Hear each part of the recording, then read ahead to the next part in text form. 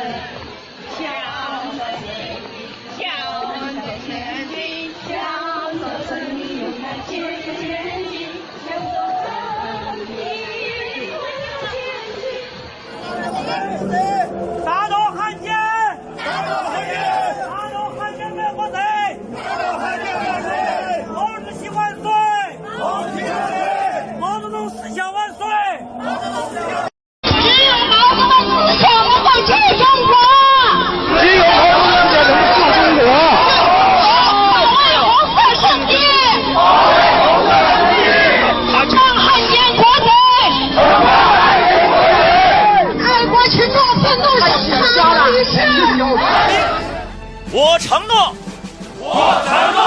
若有战，仗必回，战必胜。我们是现役军人，我们承诺。召之即来，来之能战，战之必胜。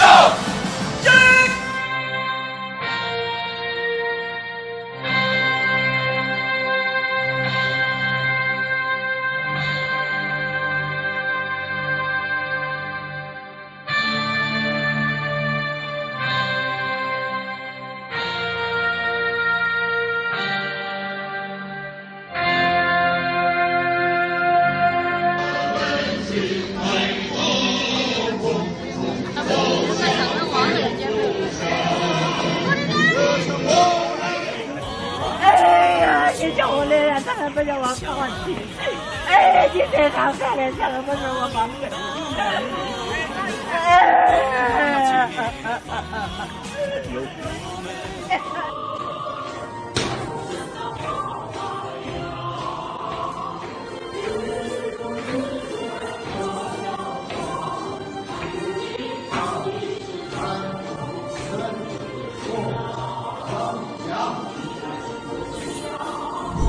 血以雷锋好榜样，忠于革命勇于党，爱憎分明不忘本，立场坚定斗志。看见了吧，我这个还留着呢，谁敢跟我这儿较劲，我就带上这个，我砸他们家去。我革命无罪，造反有理，知道吗？我这个也最牛了。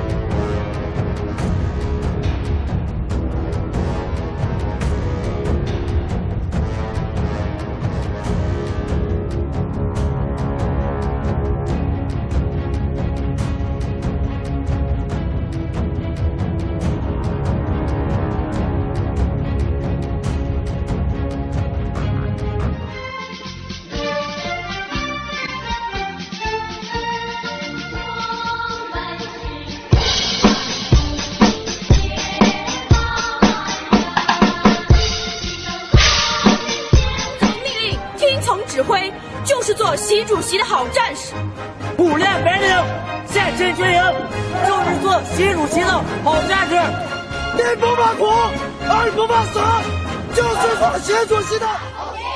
我宣誓，热爱祖国，热爱人民，热爱中国共产党，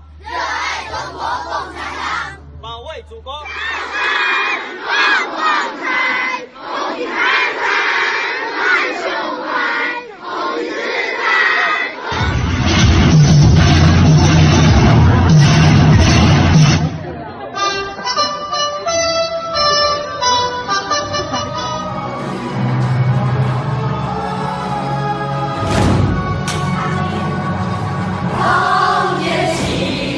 向山北望，勇气。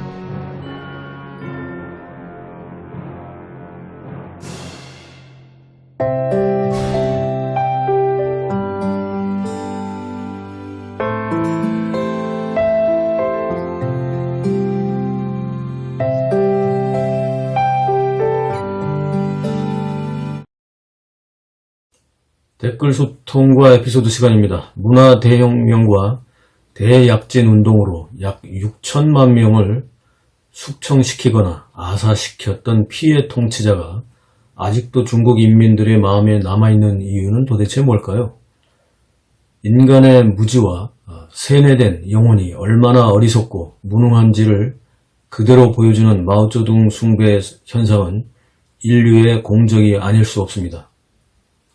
시청자 여러분, 만약 우리 아이들이 저런 영혼 없는 세상에서 세뇌되어 말도 안 되는 구호를 외치며 살아가야 한다면 이보다 더 끔찍한 지옥이 또 있을까요? 차라리 동물로 태어나서 복잡한 생각 없이 그냥 생존 본능에 충실하게 살아가는 것이 오히려 덜 고통스러울 것 같습니다. 오늘도 무거운 마음을 공유합니다. 우리가 반드시 공산당을 멸종시켜야 하는 이유는 하루에도 수없이 찾을 수 있지만 가장 확실한 이유는 바로 우리 아이들은 공산당의 붉은 지옥에서 살도록 할 수는 없다는 것입니다. 공산당의 멸종에 좌파 진보와 우파 보수의 구분이 필요합니까? 우리 아이들의 미래를 위해 다 같이 함께 해야 합니다. 그렇지 않습니까? 다음 방송에 뵙겠습니다. 감사합니다.